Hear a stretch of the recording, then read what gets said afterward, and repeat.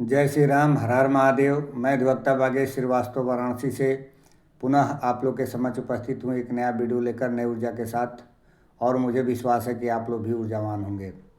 हम लोग चर्चा कर रहे थे स्पेसिफिक रिलीफ एक्ट 1963 के प्रावधानों का, जिसमें हम लोगों ने धारा 27 तक चर्चा कर लिया था। और इसके जस्ट पिछले वीडियो में हमने ये चर्चा किया था कि कब किसी संविदा का विखंडन किया जा सकता है और कब नामंजूर किया जा सकता है। तो इसके संबंध में हम लोगों ने देखा। अब धारा 28 में हम लोग देखेंगे कि कोई स्थावर संपत्ति का विक्रय या पट्टा पर कोई संविदा के प्रवर्तन के लिए बंदिश पालन की डिक्री किया गया है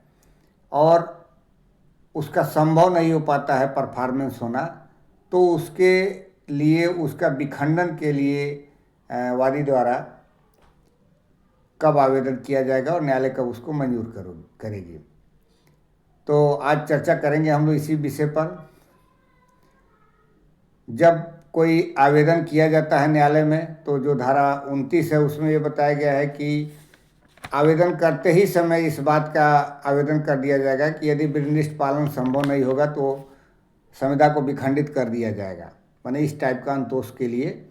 दोनों एक साथ अंतोष मांगा जाएगा कि यदि संभव नहीं होगा, पहले तो प्रवर्तन कराने के लिए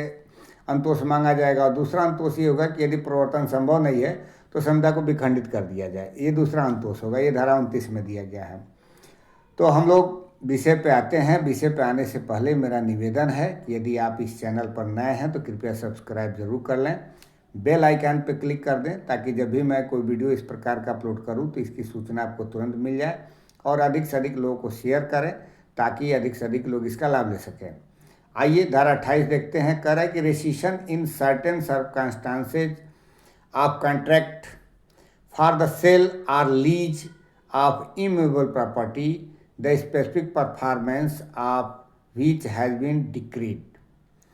ये जो प्रॉपर्टी की बात कर रहा है सेल के लिए या लीज के लिए, इमूवेबल प्रॉपर्टी की स्थिति में होना चाहिए। मूवेबल प्रॉपर्टी की बात नहीं कर रहा है। तो ये कह रहा है कि स्थावर संपत्ति के विक्रय या पट्टे पर दिए जाने के लिए ऐसी संविदाओं का जिनके निर्दिष्ट पालन की डिक्री की जा चुकी हो, कतिपय परिस्थितियों में विखंडन। और वो परिस्थितियाँ कौन है जिसमें विखंडित किया जाएगा?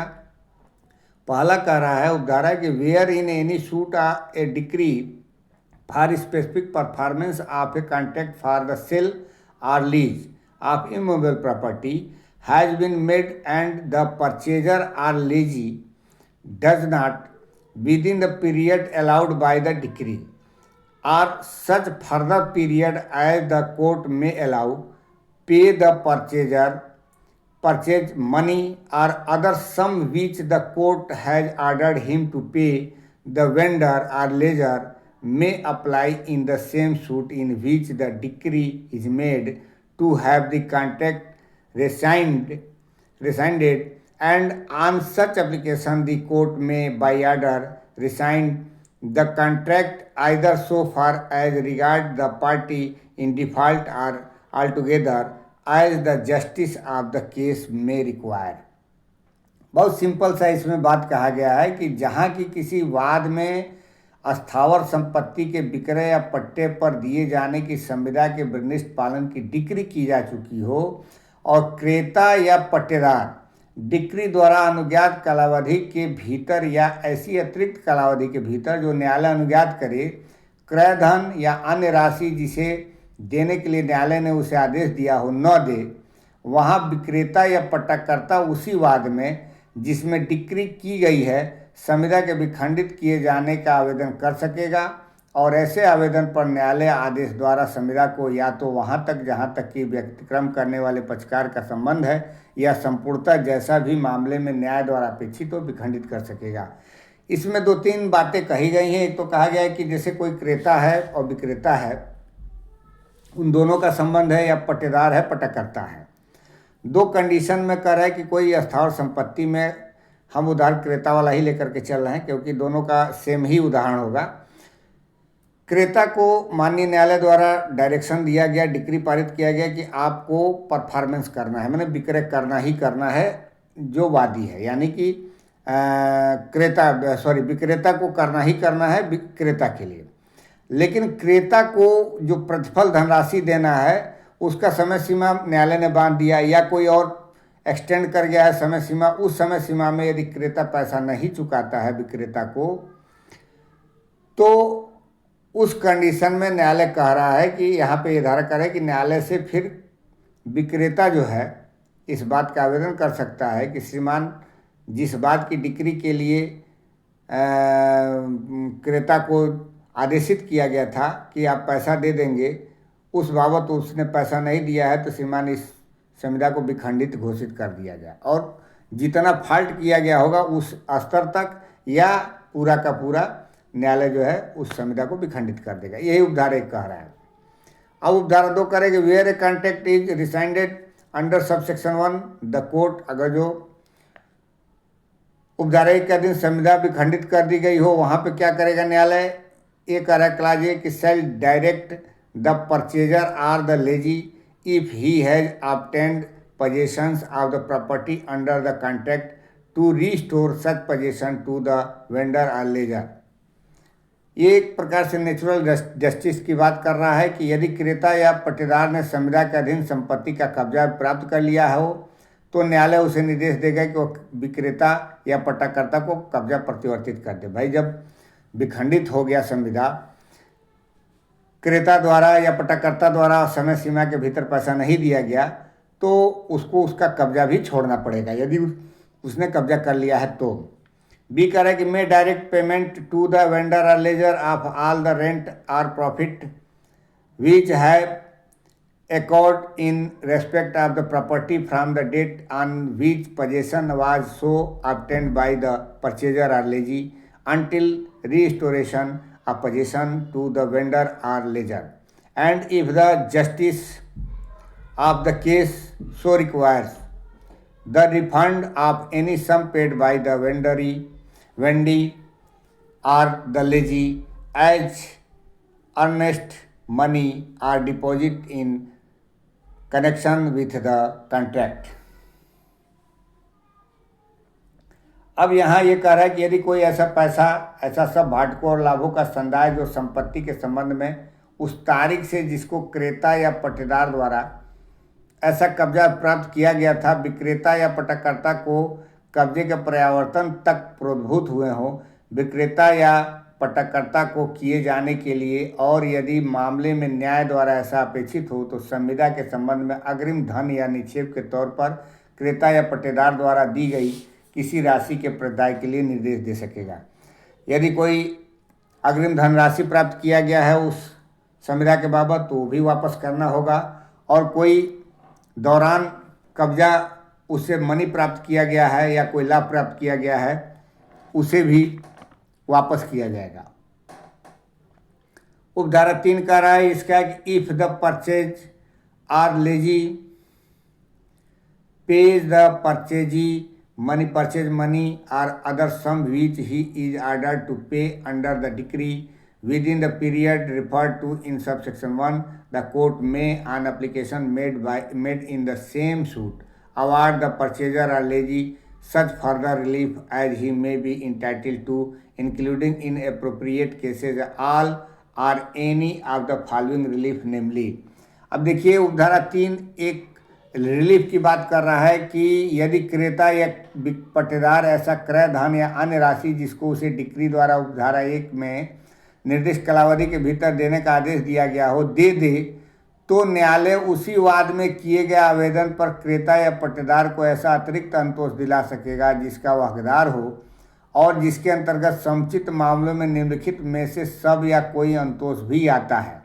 अब क्या क्या आदेश दे सकता है अगर जो पैसा दे दिया गया हो तो? The execution of a proper conveyance or lease by the vendor or lessor, विक्रेता या पट्टाकर्ता द्वारा उचित हस्तांतरण पत्र या पट्टे का निष्पादन कराया जाएगा। और बी कह रहा है कि the deliver of possession or partition and separate possession of the property on the execution of such conveyance or lease. दूसरा कह रहा है कि ऐसे हस्तांतरण पत्र या पट्टे के निष्पादन पर संपत्ति के कब्जे का या विभाजन का और पृथक कब्जे का प्रदान किया जाएगा। जो राइट उद्भूत हो सकता था क्रेता का और पट्टाकर्ता का, पट्टेदार का, उसकी बात ये कर रहा है कि वो जो कुछ भी राइट उसका राइज हुआ था उस राइट का कंप्लायंस कराया जाएगा। अब उपधारा 4 कह रहा है कि no separate suit in respect of any relief which may be claimed under this section shall lie at the instance of a vendor, purchaser, lessor or lessee as the case में be. एक relief दे रहा है और यहाँ पे कि ऐसे किसी अंतोष के बारे में जिसका इस धारा के अधीन दावा किया जा सके, कोई पृथकवाद जो यथास्थिति विक्रेता, क्रेता या पट्टाकर्ता या पट्टेदार की प्रेरणा पर लाया गया हो, ग्राह्य नहीं होगा। मतलब जो करना है वो इसी एप्लीकेशन के साथ ही होगा, इसके लिए अलग से कोई आवेदन नहीं किया जाएगा। 5वां उपधारा कह रहा है इसका कि the cost of any proceedings under this section shall be in the discretion of the court. अब कोई भी इस धारा के अधीन की किसी भी कार्रवाई के खर्च न्यायालय के विवेकाधिकार में होंगे। मतलब ये बाउंड नहीं किया जा सकता है न्यायालय को, या कोई ऐसा अलग से कोई व्यवस्था नहीं है कि किसी के ऊपर ज़बरदस्ती कोई कास्ट थोपा जाए। ये न्यायालय के डिस्क्रिशन पर होगा कि वो जो चाहे वो करे, चाहे तो कास्ट लगा सकती है, चाहे तो नहीं लगा सकती है, चाहे तो किसके ऊपर लगाएगी, किस पार्टी के ऊपर लगाएगी, ये सारा डिस्क्रिशन विवेकी पावर न्यायालय का है। तो हम लोगों ने देखा धारा 28 में कि यदि कोई विक्रेता है और क्रेता है या कोई पट्टाकर्ता है, पट्टेदार है, तो 2 कंडीशन में कह रहे हैं कि स्थावर संपत्ति का कोई ऐसा संविदा का स्पेसिफिक परफॉर्मेंस के लिए डिक्री न्यायालय द्वारा कर दिया गया है और उस डिक्री का कंप्लायंस संभव नहीं हो पाया है, नहीं किया जा रहा है। और कारण ये है कि जो क्रेता है या पट्टेदार है उसके द्वारा डिफ़ॉल्ट किया गया है पेमेंट का, या न्यायालय द्वारा और समय जो अनुज्ञात किया गया है उस अनुज्ञात समय में डिफ़ॉल्ट किया पेमेंट न करने की वजह से, तो उस स्थिति में एक आवेदन विक्रेता द्वारा या पट्टाकर्ता द्वारा दिया जाएगा उसी न्यायालय में। उसी आवेदन पर उस संविदा को विखंडित करने का न्यायालय भी आदेश कर सकती है। दूसरा कंडीशन इसमें हम लोगों ने देखा कि यदि उसी वाद में यदि फर्दर क्या करता है कि जो पट्टेदार है या क्रेता है पैसा जमा कर देता है, तो उस कंडीशन में न्यायालय कहेगी कि जो भी प्रवर्तन कराने का जो एग्जीक्यूशन का कार्रवाई हो उसको एग्जीक्यूट कराया जाए, जैसे कि कब्जा दिलाना या कोई डॉक्यूमेंट को हस्तांतरण करने के लिए कोई डॉक्यूमेंट का निष्पादन किया जाना, कोई विभाजन कराया जाना, सेपरेट विभाजन के लिए, कब्जा के लिए, तो इन सब चीज़ों का कराया जाएगा। और इसी में हम लोगों ने ये भी देखा कि यदि विखंडित किया जाता है तो जो क्रेता के पास अगर जो कब्जा है या पट्टेदार के पास कब्जा है तो उसको कब्जा का वापस कराया जाएगा, या कोई ऐसा उस कब्जे के दौरान कोई मूल्यवान प्रतिभूति जमा है या कोई ऐसा इस तरीके का सिक्योरिटी है तो अग्रिम धनराशि उसको वापस कराया जाएगा। तो इन सब चीज़ों को धारा 28 में वर्णन किया गया। अब जो धारा 29 जो है ये उसी को थोड़ा सा और एक्सप्लेन करते हुए आगे कह रहा है कि यदि कोई ऐसा एप्लीकेशन दिया जा रहा है डिक्री के एग्जीक्यूशन के लिए, मतलब स्पेसिफिक परफॉर्मेंस के लिए, लेकिन उसको पता है कि हो सकता है कि न हो पावे, तो उस कंडीशन में कह रहा है कि तभी खंडन ही कर दिया जाए। तो एक ही साथ दोनों आवेदन भी दिया जा सकता है, ये धारा 29 कह रहा है। Alternative prayer for rescission in suit for specific performance, A plaintiff instituting A suit for the specific performance of a contract in writing may pray in the alternative that